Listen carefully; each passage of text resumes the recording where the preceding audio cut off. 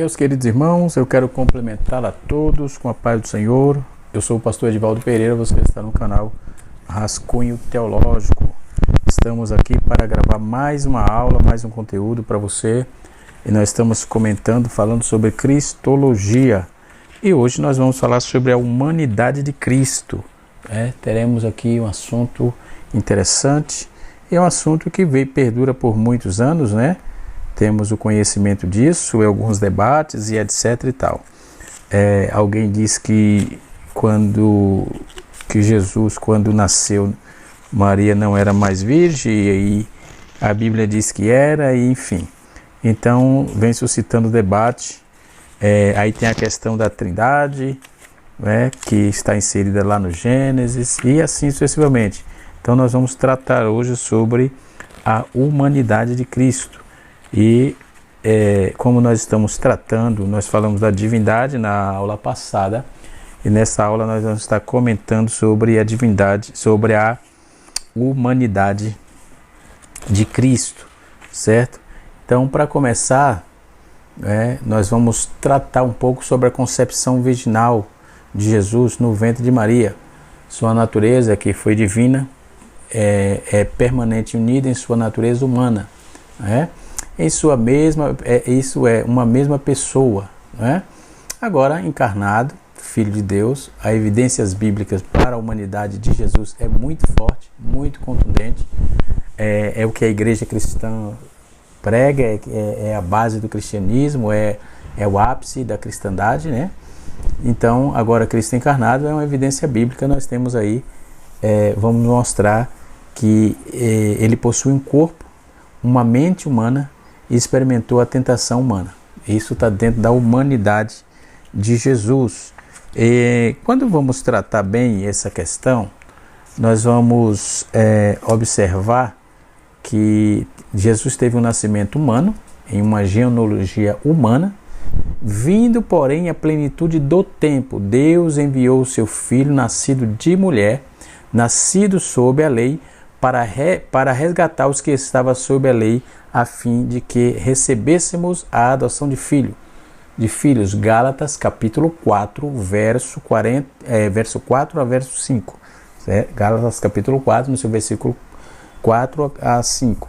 Então, Jesus possui um corpo humano, que experimentou o crescimento, em Lucas capítulo 2, versículo 40 e versículo 52, assim como a suscetibilidade física, né? A exemplo da fome, da sede, do cansaço e morte.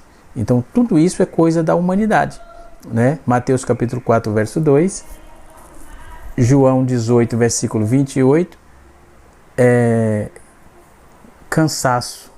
Nós temos aí em João capítulo de número 4, versículo 6, e a morte. Em Lucas capítulo 23, seu versículo de número 40, o seu versículo 46. Vou dar uma pausa aqui e já volto. Voltando aqui, meus irmãos, eu fui fazer um atendimento rápido ali, e vamos continuar falando sobre a humanidade de Jesus. Então, Jesus possui um corpo humano que experimentou o crescimento, conforme Lucas capítulo 2, verso 40, versículo 52, já frisei, assim como a suscetibilidade física, ou seja, a exemplo da fome, Mateus 4, verso 2, da sede, em João 19, verso 28, e do cansaço, em João capítulo 4, verso de número 6, e a morte, em Lucas capítulo de número 23, verso 46.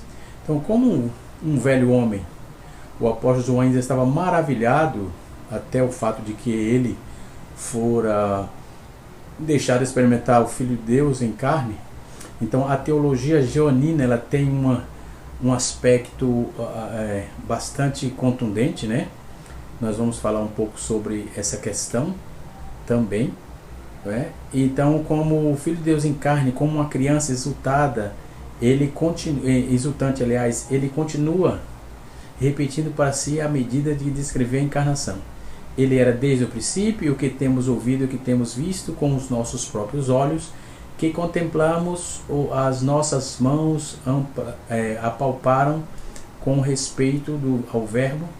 E a vida se manifestou em nós e temos visto, e deles damos testemunho, e vô-lo anunciamos, a vida eterna, a qual estava com o Pai, nos foi manifestado. Temos visto e ouvido, e anunciamos também a vós outros, para que vós igualmente mantenhais comunhão conosco. Ora, a nossa comunhão é com o Pai e com o Filho Jesus, com seu Filho Jesus Cristo. João capítulo 1, versículo de 1 a 3. Certo? Então João sabia acerca da encarnação há mais de 50 anos, quando escreveu esta carta, né? Mas ainda assim ele descreve como um maravilhoso assombro. Ele estava assombrosamente maravilhado à medida que ele reflete aí, sobre a caminhar nas praias da Galileia, pescar, comer, rir, ter com seus pés lavados para um carpinteiro, que era Deus em carne, enfim. Então Jesus continua a ter um corpo físico em seu estado ressurreto. Ele se esforçou sobremaneira para assegurar que os seus discípulos se entenderia isso. Vede as minhas mãos e os meus pés, que sou eu mesmo. Então ele trouxe esse aspecto contundente pós a ressurreição, no caso, quando ele apresenta isso, não é? E ele fez questão de provar: apalpai-mo e verificai, porque um espírito não tem carne nem osso, como vedes que eu tenho. Lucas capítulo 24, verso 39. Então é uma forma, depois de ressurreto, ele ainda se apresentou aos discípulos com essa forma, com esse aspecto, né? No capítulo, em Salmos 2, verso 7, diz assim: o Senhor me disse, tu és meu filho, e eu te gerei, né? Meu corpo proferiu uma coisa boa. Salmo 45, verso 1. Esse texto está na Septuaginta, né? E o Senhor me fez do princípio desde os seus caminhos para as suas obras, antes que as montanhas fossem estabelecidas, antes de todos os montes ele me gerou. Quando ele preparou o céu, estava eu presente com ele, né? Então, meus irmãos, observemos que não temos como fugir dessa verdade, desta realidade, porque a Bíblia é contundente, ela é assertiva, ela é clara, objetivando a natureza humana de Jesus, certo? E o texto prossegue lá em Provérbios capítulo 8, versículo 22 a 30. Ele diz assim: e eu estava ao seu lado, e eu fiz adequadamente para que eu era aquele que ele se alegrasse, não é? Então, o texto em João, nós vamos ver, o Justino Marte, ele vai trazer a questão do verbo, quando ele diz assim, segundo Deus, que gerou, segundo o verbo, diz assim, o verbo é segundo Deus, que o gerou. Justino Marte, ele trabalha essa ideia, né? Nós confirmamos que o verbo Deus foi nascido de Deus de uma maneira peculiar, diferente da geração comum, não é? E Jesus o Cristo é o único Filho de Deus adequado que foi gerado por Deus, sendo seu verbo, seu primogênito e seu poder. Justino Marte também assegura. Então esse os pais da igreja assevera isso, já trabalhava essa proposta, já tinha em mente isso, não se discute essa questão. Mesmo que posteriormente apareceu algumas heresias que também vamos falar ao longo das nossas aulas, tá certo? É certo que estamos finalizando o ano, hoje é precisamente dia 29 de dezembro de 2023, eu quero de antemão felicitar a todos, que tenham boas festas, todos os inscritos aqui do canal Rascunho Teológico. Nós somos ainda bem pequenos, estamos com 120 e poucos irmãos, né, que estamos juntos aí. Deixa eu me ver certificar, mas eu creio no crescimento do nosso canal. Se os irmãos nos ajudarem aí, compartilhar, se os irmãos compartilhar esse canal, nós podemos chegar bem longe, tá certo? Então nós podemos observar, deixa eu ver aqui, Rascunho Teológico, quantos inscritos temos? né? Só para certificar aqui e deixar claro. Aliás, nós somos 353 inscritos. Quero felicitar a todos, desejando boas festas a todos os inscritos aqui do canal Rascunho Teológico, tá certo? Nós somos os 353, mas somos fiéis, né? Estamos aqui para aprendermos juntos, né? Se você puder, você pode deixar aí suas perguntas, suas questões, suas inscrições, e estaremos respondendo sim, porque aqui é um canal de aula, tá? É um canal de aula. Quero também felicitar os nossos irmãos lá da África, de Portugal, os irmãos de Guiné-Bissau, onde estivemos ministrando aula. A semana passada finalizamos as aulas, só voltaremos o ano que vem. Agradecer aí ao nobre pastor que nos convidou para estarmos juntos ministrando aula, né, na UNIT, né, e aqui estamos nessa renomada e conceituada faculdade. Deus abençoe os irmãos e reitores, diretores da UNIT, e com certeza seremos bem sucedidos aí nos anos que se seguem, ok? Daremos continuidade a todas as nossas aulas. Se os irmãos da UNIT estiverem aí, né, fiquem à vontade, se quiserem perguntar, se alguém... Eu sei que a questão do fuso horário atrapalha um pouco, porque essa hora eles já não estão mais... eu estava dando aula para ele 3h30 da tarde, né? Que os horários dele lá se adequam, né? Não sei exatamente de cada país, eram 5 continentes, 5 países que estávamos dando aula, né? E se alguém de vós estiver aí, fique à vontade para perguntar, questionar, tá certo? E daremos aqui continuidade a esta questão do Filho de Deus. Dentro da patrística nós temos também Teófilo, que fez a sua assertividade, dizendo que então Deus, seu próprio Filho, dentro do verbo de si, suas próprias vísceras, gerou, manifestando-o junto com a sua própria sabedoria antes de todas as coisas. Teófilo, ele faz esse tratado. Também, quando Deus desejou criar tudo o que tinha determinado, ele gerou o verbo, ele proferiu o primogênito de toda a criação. Entretanto, ele mesmo não se esvaziou do verbo, mas tendo gerado o verbo, sempre dialoga com o seu verbo. E assim, os santos escritos e todos os homens portadores do Espírito nos ensinam isto, né? Então, só ensina isso quem tem o Espírito Santo. E um desses homens era João. No princípio era o verbo, e o verbo estava com Deus, mostrando isso no seu princípio, que estava com Deus, e o verbo estava com ele. Teófilo assevera também. Depois veio Irineu, que diz que qualquer, portanto, que disser como então foi o Filho de Deus, o Filho produzido pelo Pai, nós lhe respondemos, ou lhe responderemos. E nenhum homem entende tal produção, ou geração, ou chamado, ou revelação.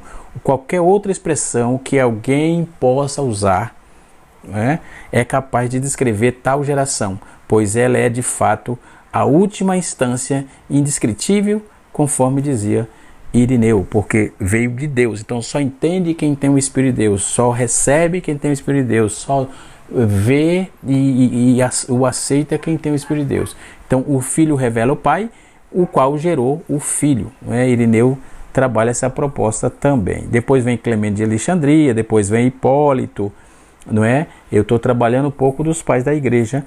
Depois vem Orígenes, cada um trouxe, depois vem Navaciano, enfim, todos aqueles que trouxeram a sua contribuição dentro dessas questões.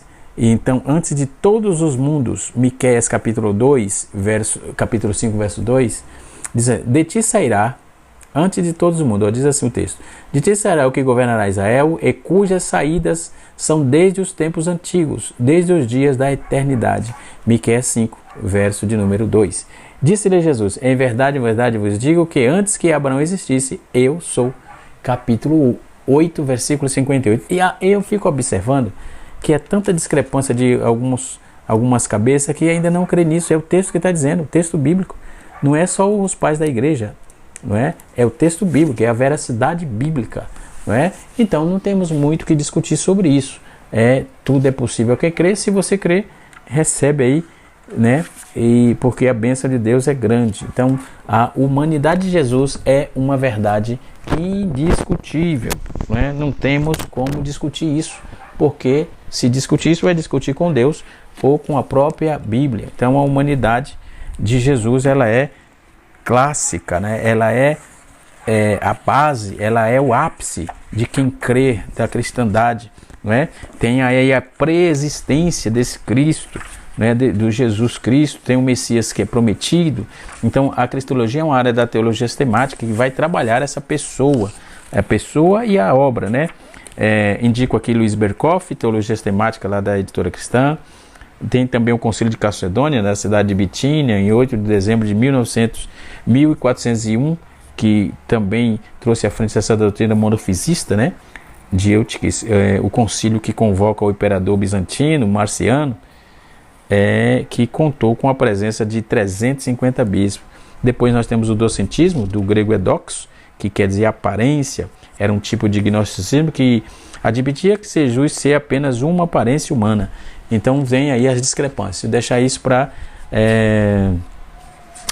as heresias cristológicas quando estivermos ministrando, tá certo? Só com essa palhinha aí, mas nós vamos deixar isso para essa questão. Nós vamos observar que os negadores da divindade de Jesus, depois também vamos trabalhar isso aí. Então, quando vamos ver sobre essa cristologia, sobre esta verdade, que é a questão fundamentada dentro dos profetas, nós vamos observar a profecia de Jeremias, a começar pela profecia de Isaías. O profeta Isaías fala de um menino que há de nascer, cujas qualificações pessoal não deixa dúvida que se trata do Messias. Afinal, o principado estava sobre os seus ombros, e o seu nome descreve qualificações divinas como maravilhoso, conselheiro, Deus forte, Pai da eternidade, príncipe da paz, entendeu? E nós vamos ver isso em Isaías 9, versos 6 e 7, e também Isaías 7, verso 14, Isaías 40, verso de 1 a 3. Nós vamos, e vai concordar com João, capítulo 1, versículo 22 e 23, não é? Isaías 63, verso 1, e Romanos, Paulo dá lá uma esclarecida também, não é? Então, a nossa aula é puramente bíblica, apresentando os fatores probatórios, sem discrepância alguma dentro desses conceitos. Então Isaías não deixa ninguém iludido quanto ao perfil messiânico do Cristo. Ele descreve como um homem de dores, experimentado nos trabalhos. Isso tudo é de natureza humana. Alguém que seria desprezado, que sofreria morte vicária, perdoador de pecado, de que sará a doença. Então, até as mentes mais indispostas a aceitá-lo não puderam ignorar o trato de tão perfeito, de tanta veracidade do Messias. Ainda Isaías, na sua expressão, ele fala de Shema Jeová, ou seja, o renovo de Jeová, no capítulo 4, versículo 2. Aparece diversas vezes aí, como também aparece em outros profetas, a saber, Jeremias capítulo 23, verso 5, Jeremias 33, 15 e Zacarias capítulo 3, versículo 8, coadunando com Zacarias capítulo 6, versículo 2. O Shema significa surgir, brotar, como planta que surge de repente do solo, de um tronco que se torna um ramo, né? Ele é o ramo ou raiz de Jessé, conforme Isaías 11, verso 10. Depois vem o profeta Jeremias, ele profetiza que jamais faltará sucessor para o trono de Davi, né? Eis que vem dia, diz o Senhor, que levantarei a Davi um renovo justo, sendo rei, reinará e prosperará e praticará o juízo e a justiça. Jeremias capítulo 25, versículo 5, Jeremias 33, versículo 14 a 17 e Daniel capítulo de número 7, verso de número 14, que coaduna com Apocalipse 11, verso 17. Lembrando que estamos ensinando sobre, apresentando provas comprobatórias sobre a humanidade de Jesus, certo? Depois nós temos a profecia de Daniel. As 70 semanas são um assunto debatido desde a patrística, que gerou muitas polêmicas, formou diferentes escolas, e nela o termo Messias aparece claramente nas Escrituras, no capítulo 9, verso 25. As principais interpretações sobre as 70 semanas são as seguintes. Primeiro, é a que é aceita pela Septuaginta, a 70ª semana com o tempo de morte de Cristo, culminando na versão na conversão de Saulo. Depois vem a interpretação literal, que se concentra no templo dos Macabeus. Depois vem a interpretação simbólica, que rejeita a cronologia definida. E depois nós temos a interpretação dispensacionalista, que traz a 69ª semana, que até o domingo de Ramos, colocando aí a igreja entre parênteses, e esperando o cumprimento da 70ª semana para Israel, o tempo denominado como Grande Tribulação. Nós temos um documento do Gerard van Gronk-Nichen, ele fala sobre a revelação do Messias, é o livro, né? Essa editora Luz para o Caminho lá de Campinas, é um material muito bom, né? E aí, quando a patrística se refere aos pais da igreja, esses foram os primeiros teólogos que eram apostólicos, né? Por isso que se refere ao pai da igreja, que se estende aí até o concílio de Niceia, no ano 325 depois de Cristo, né? Depois desse tempo surgiram outros chamados pais da história da igreja e assim sucessivamente. São assuntos um pouco mais abrangentes.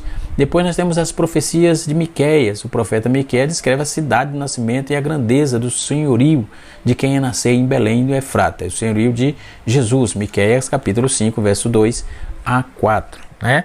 Depois a profecia de Zacarias, ele apresenta um sinal significativo, principalmente para os entendidos da lei dos dias de Jesus. Alegra-te muito, ó filha de Sião, exulta, ó filha de Jerusalém, eis que o teu rei virá a ti, justo e salvador, montado sobre um jumento, e sobre um asninho, ou jumentinho, filho de jumento. Asninho aqui, asno é um jumento novo, não é? Em Zacarias 9, verso 9, e Mateus capítulo 21, versículo de número 1 a 11. Então, há 4 qualidades distribuídas aqui ao rei que vem montado em um jumento, que elas são feitas por Zacarias. Ele é o reto, Isaías usou o termo também para descrever o governo messiânico. Ele é um salvador, que também é empregado pelo profeta Isaías, em Isaías 45, verso 8, 46, 13, 51, verso 4 e 5. Ele é Ani, ou seja, Ani quer dizer pobre, fraco, oprimido, humilde e brando. Isso está em Isaías 14, verso 32, e também Isaías capítulo de número 51, verso de número 21. Ele usa essa mesma fala. Depois Isaías 53, 7, depois Isaías 54, 11. Então, ele é cavalga, é de igual descendente real montado no jumentinho, tinha sido afirmado por Jacó, não é? Depois, ele, em seu evangelho, no evangelho, esse filho de Jacó, por exemplo, que é afirmado aqui, que abençoou seu filho, no capítulo 49, verso 11 de Gênesis. E em Mateus, ele, no evangelho de Jesus que Mateus escreveu, ele fala: esforce para provar os judeus que Jesus é o Messias, não é? Porque haja vista que Mateus escreveu, ou Matitiahu escreveu para apresentar o judeu, apresentar Jesus, o Messias, aos judeus. Depois o Messias aparece no Salmo também, embora também conhecido como Javé. A distinção entre as duas pessoas que ressaltam no Salmos 2, os reis da terra se levantam e os príncipes juntos se macumunam contra o Senhor, contra o seu ungido, não é? Então, nessas bases bíblicas, depois vem um anúncio de Maria. Quando o anjo Gabriel anunciou a Maria o nascimento de Jesus, ele informou que ele era o menino e seria filho do Altíssimo. Ele se assentaria no trono de Davi e o seu reinado seria para sempre. Como contestar esta palavra? Como contestar a palavra de Deus? Então, a humanidade de Jesus, ela é bíblica, é contundente, é uma das razões do cristianismo, da existência do cristianismo tão avassalador assim, né? Então, a expectativa messiânica do passado, a formação da expectativa messiânica entre os hebreus decorre de vários fatores, sofrendo por de várias variações, também de forma de interpretação. O Messias, que seria, como seria, e o que faria pela nação, qual era a sua relação com Deus. Então, todos esses conceitos messiânicos variam de tempo, de espaço, dentro de uma comunidade hebreia. havendo inclusive na nação que esperasse por mais um Messias. Então Jesus chega ao mundo em um momento bastante propício para ser aceito como Messias, conforme o capítulo 4 de Gálatas, Paulo escrevendo a Galácia, capítulo de número 4, versículo 4. Gálatas, capítulo 4, verso 4. Então, essas pressões políticas, econômicas, a nação sofria sobre a égide do romanismo, ou seja, do Império Romano, forçavam Império Romano e romanismo são diferentes, tá? Corrigindo aqui. Então, na égide do romano, eles viviam na égide do romano, forçavam-se a proclamar mais do que nunca a necessidade de uma tão grande, de tão aguardado Messias. Então ele precisava vir para revelar os invasores estrangeiros que mandavam na nação. O anúncio dessa expectativa ultrapassa as fronteiras das nações ou da nação onde quer que os judeus da diáspora se encontrassem, certo? E assim sucessivamente. Depois temos o fracasso da monarquia, onde aí essa profecia do reinado sobre o humano, ela se estabelece. Então, não temos nem como contestar, nem como aspirar a contestação sobre a humanidade de Jesus. Ele também era considerado como o Filho do Homem, não é? Ele é considerado como o Filho do Homem. Nós temos aí, ele era descendente da mulher. Nós vamos ver isso tudo sobre Jesus, e essa afirmação comum dessa expressão está em perfeita harmonia, era a promessa do descendente da mulher. Então, quando Eva e Adão desobedeceu, aí houve a necessidade de um redentor, e assim sucessivamente. A promessa foi cumprida, lá no capítulo 3, versículo 15 de Gênesis, quando vamos ver a promessa messiânica foi cumprida quando Jesus, na plenitude dos tempos, nascido de mulher, tomou o lugar de Adão, triunfou sobre a tentação do diabo, expulsou os demônios, curou os enfermos e nasceu e morreu na cruz a fim de expiar o pecado e derrotou a morte por meio da sua ressurreição, certo? Então não temos nem como discutir se os céticos crerem ou não, é um problema exclusivamente deles. Eu não vou contestar a Bíblia, não vou contestar os primeiros apóstolos, não vou contestar a teologia joanina, que é fundamentada, totalmente abalizada dentro dos conceitos de Deus, sem nenhuma sobra ou resquício de dúvida. Não há dúvida acerca desta questão. Então, a humanidade de Cristo é um fato contundente, totalmente embasado nos fatores bíblicos, que nos leva aí a crer de forma veraz, Então, quando vamos trabalhar toda essa questão da pessoa de Cristo, quanto à pessoa, a Escritura afirma que Ele é o mesmo ontem e será eternamente, em Hebreus capítulo 13, no seu verso 8. Então, cabe-nos, enquanto nossos teólogos, buscar compreender esses grandes mistérios dentro daquilo que nos é permitido. Então, fazendo pesquisa, poder perceber que não foi o que eu creio que nunca será tarefa simples explicar tudo, E assim sucessivamente. Então, ele nasceu, é um Deus que é eterno, imutável e imortal, ok? E assim sucessivamente, certo? Nós vamos ver que os fatores teológicos da igreja cristã, Walter Elwell, dentro da sua enciclopédia, na página 591, ele vai fazer essa tratativa. Depois vem as naturezas de Cristo, que também tem bases totalmente fundamentadas dentro das Sagradas Escrituras.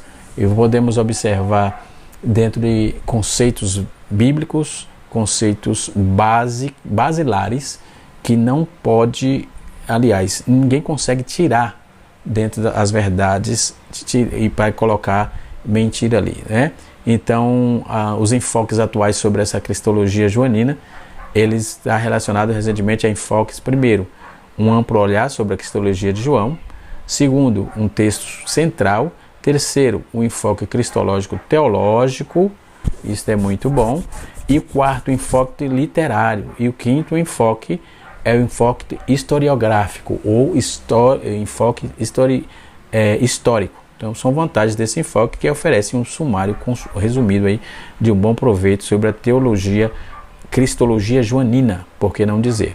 Alguns dos melhores exemplos podem ser encontrados entre os mais conhecidos textos, né, sobre o estudo da cristologia, e assim sucessivamente. Então a cristologia de João inclui aqui as obras interessantes, né, de Jesus e o seu amor. João pregou mais sobre essa questão. Então, desde o estudo das conclusões, a unidade, o deslocamento e as rupturas cristológicas que surgiram ao longo do tempo, né? O texto central é um enfoque que examina em particular a palavra frase, tema ou seção dentro do texto, que inclui análise de cada aspecto, dos títulos, motivos cristológicos e assim sucessivamente, né? E que Deus abençoe a todos. Canal Rascunho Teológico, ensinando para transformar vidas. Vamos ficar por aqui para o vídeo não se alongar muito. Eu desejo a todos feliz ano novo e boas festas e até a próxima aula. Deus abençoe a todos no nome precioso de Jesus.